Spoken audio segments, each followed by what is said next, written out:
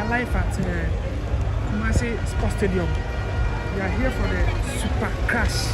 Super Crash. Yeah, Accra has hope versus Kotoko, Ghana Premier League. Some time now. Up there, no 9. Up there,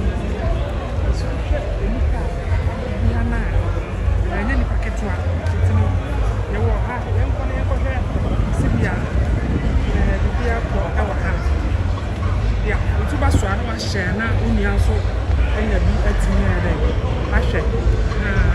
It's in the park and so on. Support the sleeping. It's in massive sports stadium.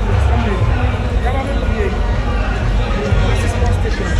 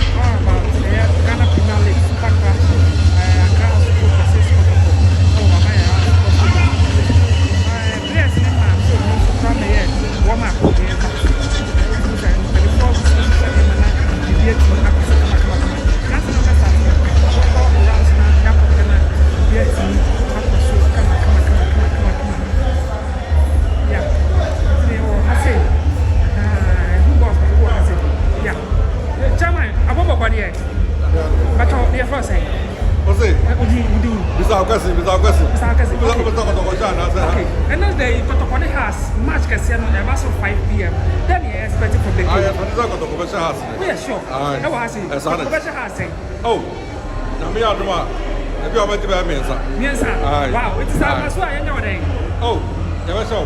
Yes, sure. Any but it's a free banner. The Copando, and then last week, and then. Oh, yes, but this is a media. Aye. Some of them got you. The Copando, and then last week, again. Wow. They walk away. Canada number. I'm the down with it on me. I'm always good. I'm on play a crowd the ball man from center crowd to go across the mission. See, Blasters first goalkeeper on the house in January. Only have a time on the Olympics. You any problem? Yeah, sure. Only have a time on the Olympics. Go checking. Wow.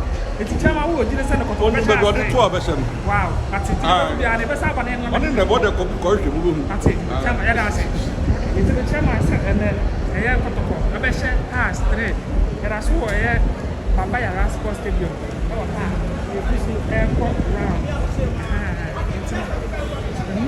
One of the biggest journalists in Ghana.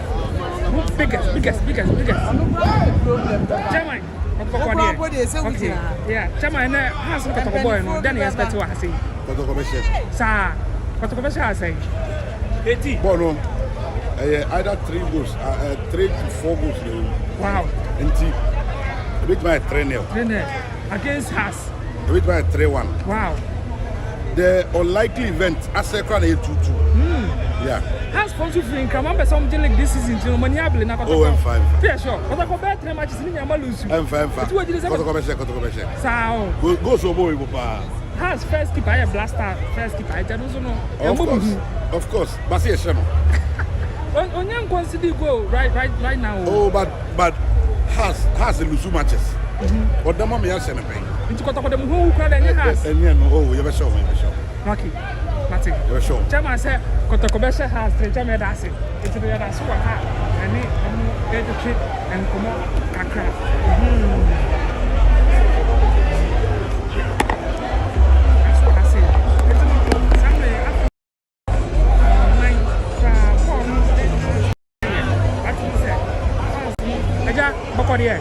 What do they first say?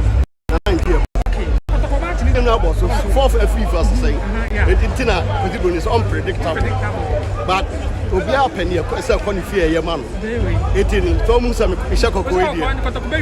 Sanity goes by saying, bonus to the Akpa, because it's said, wow, it's within even our fever. If you are Asante Dwabe. Asante Dwabe. My hinin enemy. Oh, okay, you are banging. It is a Kotoko Lusua. Nana Yama day. Oh, Mumra, Himfi. Mamma Bibiama Muyako. That's so any general life from here. Baba Yara Sports Stadium.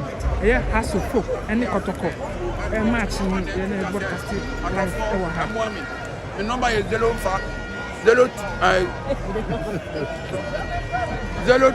055 12 6059. Me number no.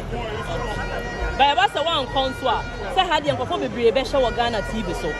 Over for who say or blasters man. Media Massa. Me your time oh. The way Jimmy was one on the mind. Media Minunyansa say Ghana. Manya bi anko krana. I say me support to blaster. Na me penti mu na me de and me share blaster. They say wa won no mind no. No nyansa. Yeah, that's the way. Okay, Not any. Your friend, Nana Jessica. Okay, Nana Jessica. No, sir. Why you are Kotoko colors and a bit PSC? Yes, but today. Yes, but to say, house for no Mabahano. Me made Briano. You didn't come near ever call. Kotoko for she has. You, Nana Jessica, as a Kotoko, we need 2-0. It is our corner sana. You are better than the end one, you know, Akasa. Okay, it's so here, Baba Yara Sports Stadium. Hana and super crash near the Basso. Until Baswa, am I there? What share am will be so? Let's me and the day. Actually, yes, super crash. Ghana Premier League and I there. Basso, yeah. But oh, Ongasa, okay, it's in a so here. Masi Baba Yara Sports Stadium. Yani a penifo and a chicken for more afa 3-0. Yeah, sure. Kotoko afi ni men koye ma wana. I said last week no man koye, but this week you are coming high. Who have you Mr. Kotoko be winning? What are the support Kotoko how many years in? 5 years. 2-0. I'm a Hasanya Panity, my Pano, Kotoko Kibani Sevi, the one day 2-0. Correct square Devano. What's on Diana? Bibia them Kenya and Tom Pound. No, says Kotoko men koye from and Koye by Kotoko house. So what's Lucy? Lucy. For the past year, show them.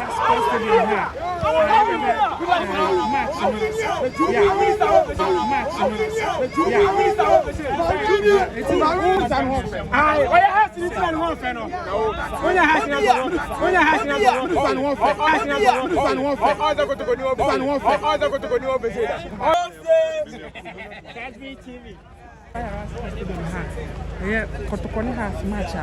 So Ube Musa, security no free day. Tight. Security are very tight.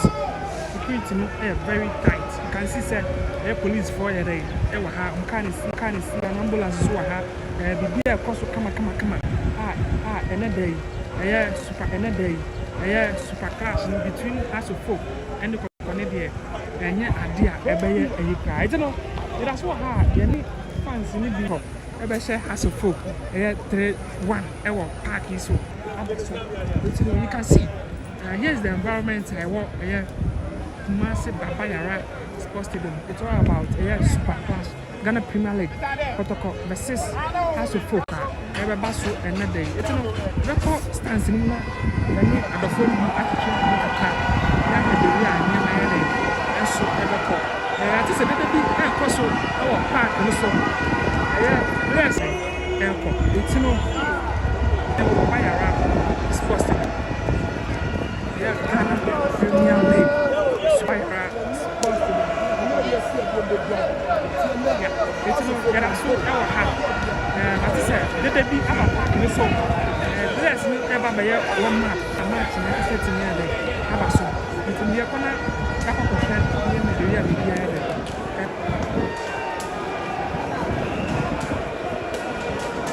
Yes, so we are like this. Players one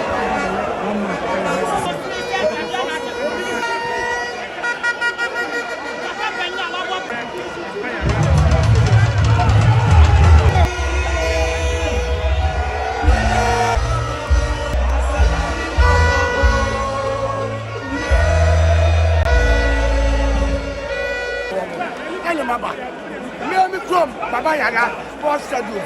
Over Samoa, every sugar. And I want to have a tight mission Huawei, 8 minutes. Yes, fantastic game. What a way. Any size. I'm a Jama with 2 goals. Money to do so. I'm a man who says right. Samba ole. Baba yangu man. And the Kotoko lose again.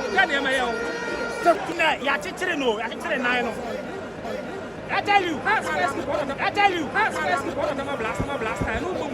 Ah, na ya kwa aka no na dai. Aka yo na dai. Me busa question yi ma no. Ah, yes. From 3 years to 4 years. I said, I'm not really one for that. Let me see that.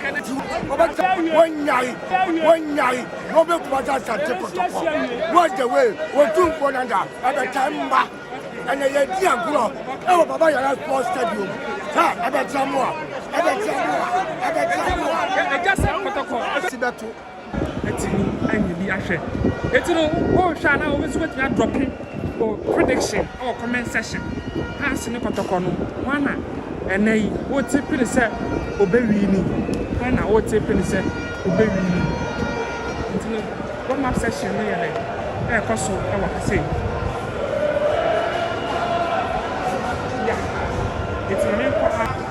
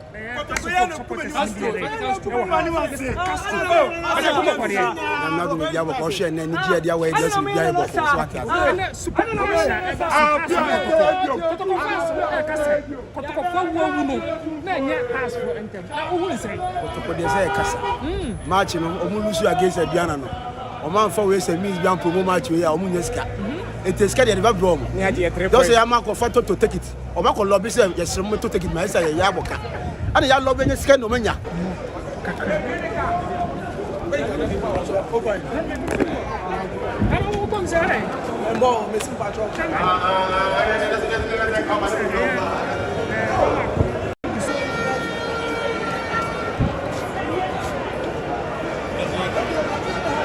Has o prazo igual.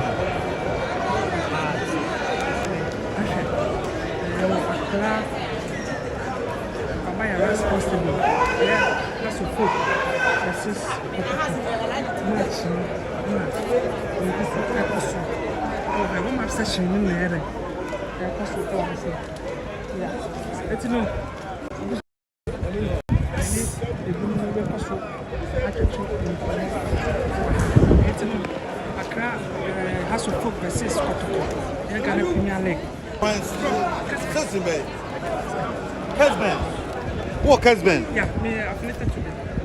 Any ABC News? Who are Kesben? I'm saying I'm affiliated to them, but me reporting ABC News. ABC Minkasa. Okay, that's it.